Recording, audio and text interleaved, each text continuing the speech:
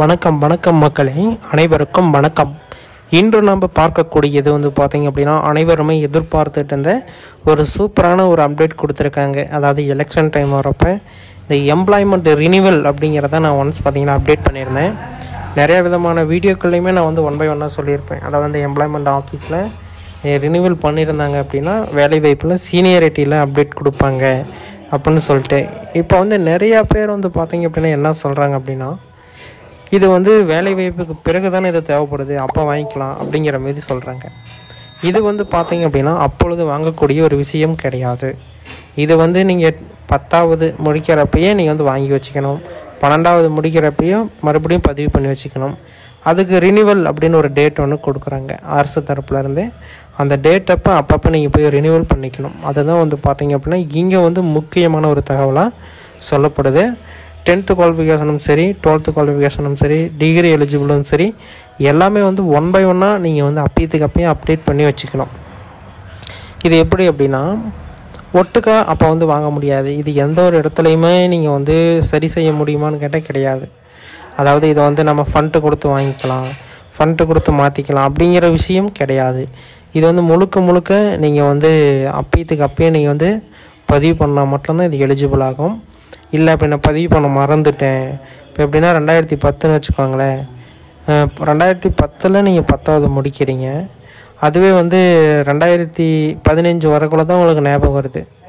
இவ்வளோ ஒரு எக்ஸாமுக்கு அப்ளை பண்ணுறப்ப இந்த எம்ப்ளாய்மெண்ட்டு கொடுங்கப்பா பதிவு பண்ணுங்கிறப்ப தான் ஞாபகம் வருது. சரி போய் பதிவு பண்ணலான்னு போகிறீங்க.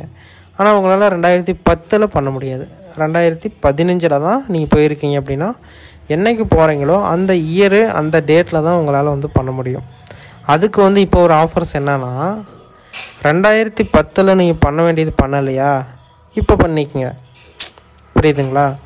அது ஒரு ஆஃபர்ஸ் மாரி கவர்மெண்ட்லேருந்து அப்டேட் பண்ணுவாங்க. அது இப்போ பண்ணியிருக்காங்க. இப்போ 38 மாவட்டத்தில் இருக்கக்கூடிய ஆண்களும் பெண்களும் சரி இந்த ஆப்பர்ச்சுனிட்டியை நீங்கள் பயன்படுத்திக்கோங்க. யாருமே இதை தவற விட வேண்டாம்.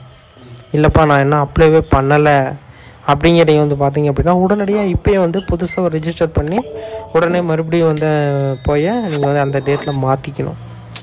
புரியுதுங்களா? அப்படி மாற்றலை அப்படின்னா பின்னாடி வரக்கூட உங்களுக்கு சீனியாரிட்டி பிரச்சனை வரும். இப்போ எல்லா வேலைவாய்ப்புக்குமே சரி, எம்ப்ளாய்மெண்ட் சீனியாரிட்டி பிரகாரம் பார்த்தீங்க அப்படின்னா எல்லா விதமான வேலைவாய்ப்புமே ஒன் பை ஒன்னாக அப்டேட் பண்ணுவாங்க. அப்போ நீங்கள் சீனியாரிட்டி மாற்ற முடியாது.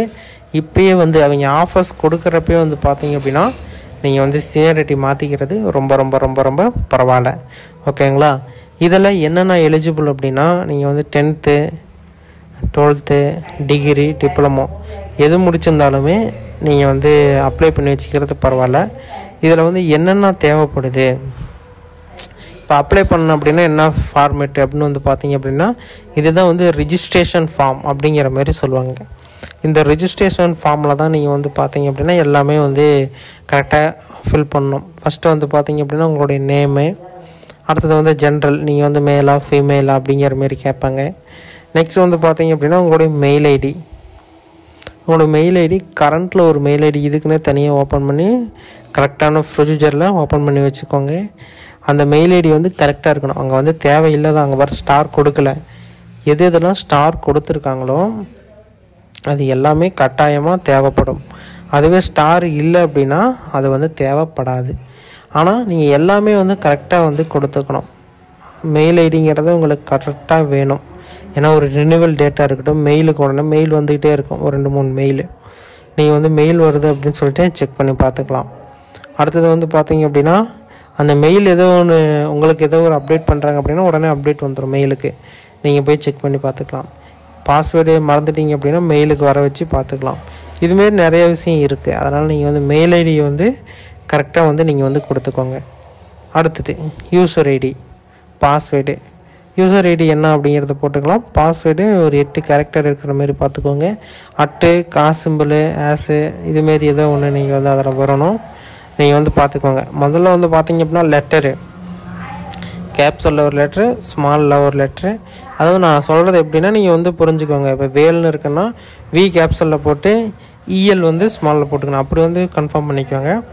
கேப்ஸில் ஸ்மாலு, நம்பரு, அடுத்தது இதுமாரி அட்டு காசு இல்லை ஆஸு ஸ்லாஸு இதுமாரி ஏதோ ஒன்று போட்டு ஒரு பாஸ்வேர்டு ரெடி பண்ணிக்கோங்க. அப்புறம் அதே பாஸ்வேர்டு கீழே கன்ஃபார்ம் பாஸ்வேர்டுன்னு இருக்கா, அங்கே வந்து நீங்கள் கன்ஃபார்ம் பாஸ்வேர்டு போட்டுக்கோங்க.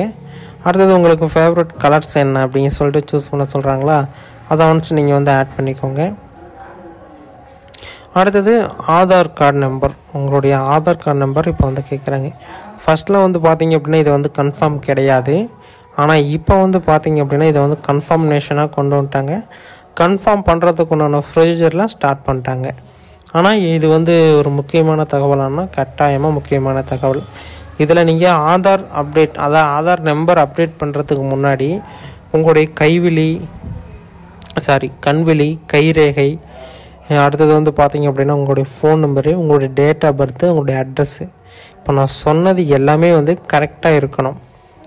இல்லை நான் ஃபோன் நம்பர் இப்போ இந்த ஆதார் நம்பர் கொடுத்துக்கிறேன், அதை அப்புறம் அப்டேட் பண்ணிக்கிறேன் அப்படின்னா பண்ணிக்கலாம். அவங்க செக் பண்ணுறதுக்கு முன்னாடியே நீங்கள் வந்து பண்ணிடணும். ஆதார் வந்து எல்லாமே ஆன்லைன் வெரிஃபை அப்படிங்கிறதுனால நம்பர் போட்டு கிளிக் போட்டு நீங்கள் சேவ் கொடுத்தீங்க அப்படின்னாலே ஆட்டோமேட்டிக்காக வெரிஃபை ஆரம்பிக்கும். அப்படி வெரிஃபை ஆயிடுச்சு அப்படின்னா பிரச்சனை இல்லை. அப்படி இல்லை ரிஜெக்ட் ஆகுது, ரீலோட் ஆகுது அப்படிங்கிறப்போ வந்து பார்த்தீங்க அப்படின்னா நீங்கள் வந்து இதை வந்து நீங்கள் வந்து எல்லாமே அப்டேட் பண்ணி தான் ஆகணும். அடுத்தது வந்து பார்த்தீங்க அப்படின்னா ஃபாதர்ஸ் நேம் இந்த இடத்துல கேட்டிருக்காங்களா, ஃபாதர் நேமை நீங்கள் கட்டாயமாக நீங்கள் வந்து இந்த இடத்துல போட்டாகணும். அடுத்தது டேட் ஆஃப் பர்த்தும் அதே மாதிரியே தான், டே, மந்த்து, இயரு, இதை வந்து நீங்கள் வந்து கரெக்டாக வந்து ப்ரொசீஜரை ஸ்டார்ட் பண்ணிக்கோங்க. அடுத்தது வந்து பார்த்தீங்க அப்படின்னா ரெஃபரன்ஸ் நம்பர் ஏதோ ஒன்று நீங்கள் வந்து கொடுத்துக்கலாம். ஓகேங்களா. அடுத்தது வந்து இமேஜ் கோட் அப்படின்னு கேட்டிருக்காங்களா, இந்த இமேஜ் கீழே இருக்குல்ல BAFFO அப்படின்னு, அதை வந்து நீங்கள் வந்து இந்த இடத்துல போட்டுக்கணும். அதேமாரி உங்களுடைய மொபைல் நம்பர் இந்த இடத்துல கேட்டிருக்காங்க. கரண்ட்டில் இருக்கக்கூடிய உங்களுடைய மொபைல் நம்பரை நீங்கள் இந்த இடத்துல சூஸ் பண்ணிக்கோங்க. சூஸ் பண்ணுறது மூலயமா நிறைய விதமான தகவல்களை நீங்கள் தெரிஞ்சுக்க முடியும். ஒரு அப்டேட்ஸாக இருக்கட்டும், லிங்க் ஷேரிங்காக இருக்கட்டும், ரினியூவல் பண்ணக்கூடிய டேட்ஸாக இருக்கட்டும், எல்லாமே மெயிலுக்கு தான் வரும். இருந்தாலும் மொபைல் நம்பர் கேட்குறாங்க, நீங்கள் ஒன்ஸ் வந்து கொடுத்துக்கிறது ரொம்ப ரொம்ப ரொம்ப பரவாயில்ல. ஓகேங்களா. இதிலே வந்து இன்னொரு ஸ்டெப்லாம் இருக்குது. ஃபஸ்ட்டு வந்து பார்த்திங்க அப்படின்னா இந்த இதுக்குள்ளே தான் வருவீங்க, எம்ப்ளாய்மெண்ட் இதுக்குள்ளே. ஒன்ஸ் பார்த்திங்கன்னா வெயிட் பண்ணுங்க, நான் அந்த பேஜை காட்டுறேன். இப்படி தான் வந்து பார்த்திங்க அப்படின்னா இருக்கும். இந்த .com வந்து பார்த்திங்க அப்படின்னா TNVELAIVAAIPPU அது .gov.in/EMPOWER/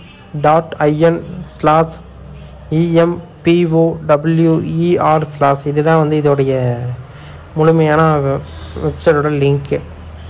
இதில் வந்தீங்க அப்படின்னா இப்படி ஃபஸ்ட் எடுத்தோன்னா வேலைவாய்ப்பு மற்றும் பயிற்சித்துறை அப்படின்னு சொல்லிட்டு வரும். இதில் வந்து யூசர் ஐடி பாஸ்வேர்டு அப்படின்லாம் கேட்குதா. இதை நம்ம அடுத்தது கீழே வந்தீங்க அப்படின்னா நிறைய ரினியூவல் பண்ணுறது, இது அப்டேட் பண்ணுற ப்ரொஃபைல் அப்டேட்லாம் கொடுத்தீங்க அப்படின்னா பாஸ்வேர்டு கேட்கும். பாஸ்வேர்டு அப்டேட் கொடுத்தீங்கன்னா அது உள்ளே போகும். அதே வந்து நீங்கள் வந்து நியூ யூஸராக இருக்கீங்க, இன்னும் நாங்கள் பண்ணலை அப்படின்னா கிளிக் நியூ யூஸர் கொடுத்தீங்க அப்படின்னா உள்ளே வரும். இது வந்து பர்மிஷனு. கீழே வந்தீங்க அப்படின்னா அக்ரி கேட்கும்.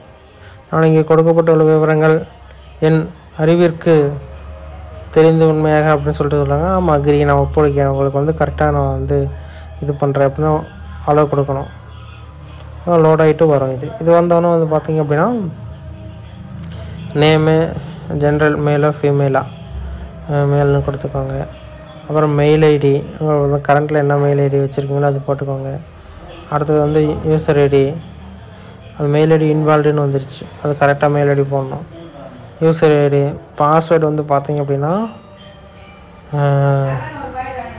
கரெக்டான ஒரு ப்ரொசீஜரில் பாஸ்வேர்டு போடணும். எப்படி நான் சொல்கிறேன்னா, இப்போ வந்து வேல்னு வைங்களேன்,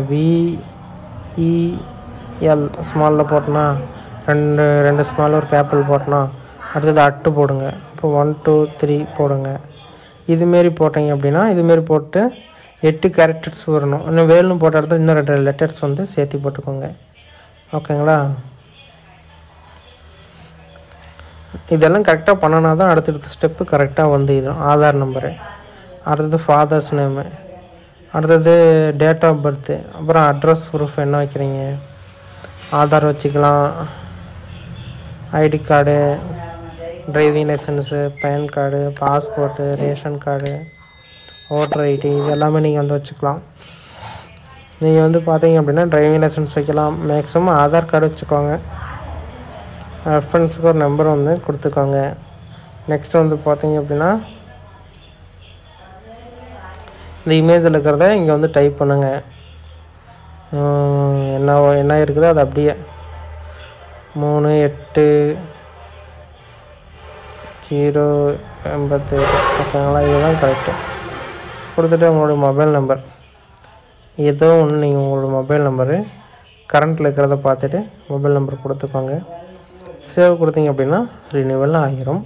நெக்ஸ்ட்டு வந்து நியூ பேஜ் ஒன்று ஓப்பன் ஆகி உங்களுக்கு ஆயிரும். நெக்ஸ்ட்டு வந்து பார்த்தீங்க அப்படின்னா உங்களுடைய டேட் இயர் என்ன அப்படிங்கிறத கீழே கமெண்டில் தெரியப்படுத்துங்க.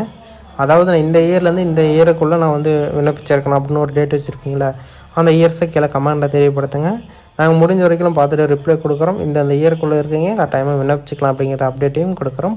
அதனால் கீழே கமெண்ட் செக்ஷனில் தெரியப்படுத்துங்க. இதுமாரி பயனுள்ள வீடியோக்களை தெரிந்து கொள்ள நம்ம சேனலை சப்ஸ்கிரைப் பண்ணிக்கோங்க. வீடியோ மூலமே பார்த்ததுக்கு நன்றி. இதுமாரி பயனுள்ள தகவல்களை அடுத்த ஒரு வீடியோவில் சந்திக்கலாம். நன்றி, வணக்கம்.